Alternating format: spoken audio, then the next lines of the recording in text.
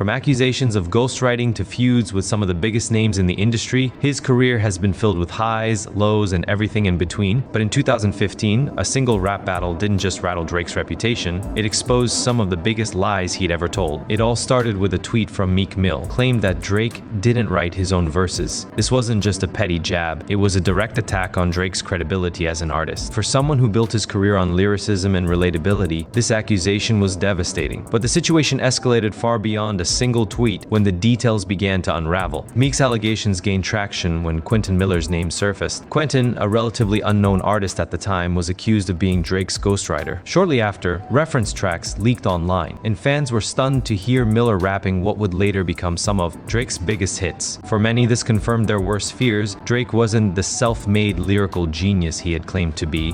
And that's that. Okay, so were you actually in the studio together working on stuff, or were you writing stuff to him and sending it to him and then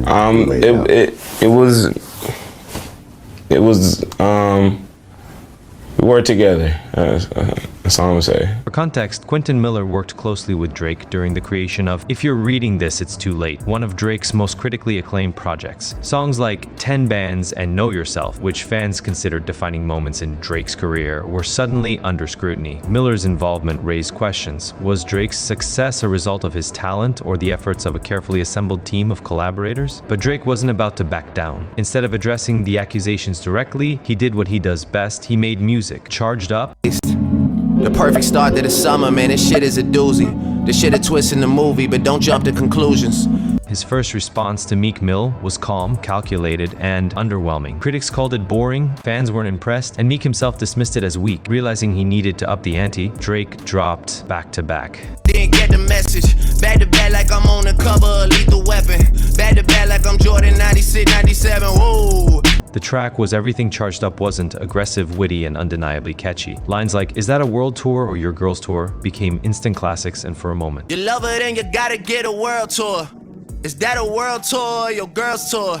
Seemed like Drake had regained control. The diss track was so successful, it even earned a Grammy nomination, a rare feat for a song created specifically to tear down another artist. Good evening, Grammys. Wow, I haven't gotten to say that since 2016. My name's Drake, and I'm here tonight on behalf of the Black Music Collective to present the Global Impact Award to Ed Sheeran. Lil Wayne, oh, Black Music Collective, makes sense. Yeah, sorry, Lil Wayne, my brother. That's a lot better, by the way.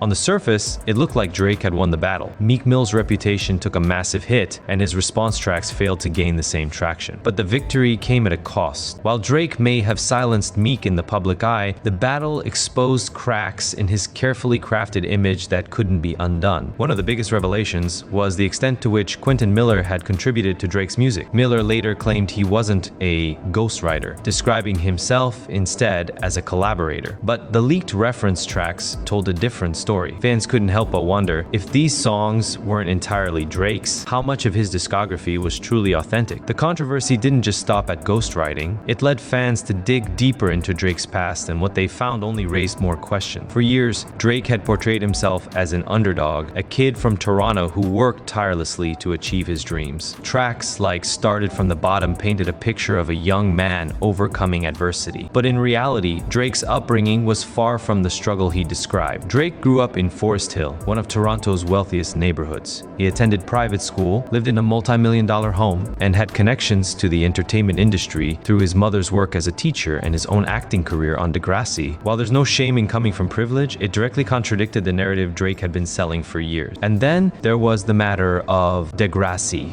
Drake's portrayal of Jimmy Brooks, a high school basketball star who becomes paralyzed, was a breakout role that provided him with financial stability and valuable industry connections. One morning though, you stay away from my girl. What are you talking about? Yet, in his music, Drake rarely acknowledged how this foundation gave him a significant leg up compared to other aspiring rappers. I love my work, and I love my routine.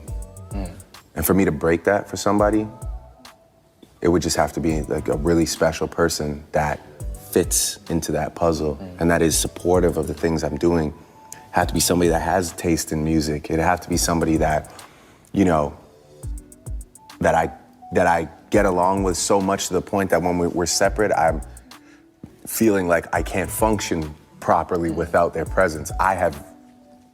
Perhaps the most damaging part of the ghostwriting scandal, though, was how it exposed the calculated nature of Drake's rise to fame. Former collaborators and industry insiders began to speak out, revealing how meticulously Drake's team had crafted his image. From emotional ballads to hard-hitting rap verses, Drake wasn't just an artist, he was a product designed to appeal to as many audiences as possible. When Drake first came out, I was like, he's just gonna be here and go in the mall, because I was like, I keep hearing, you know, the basic shit.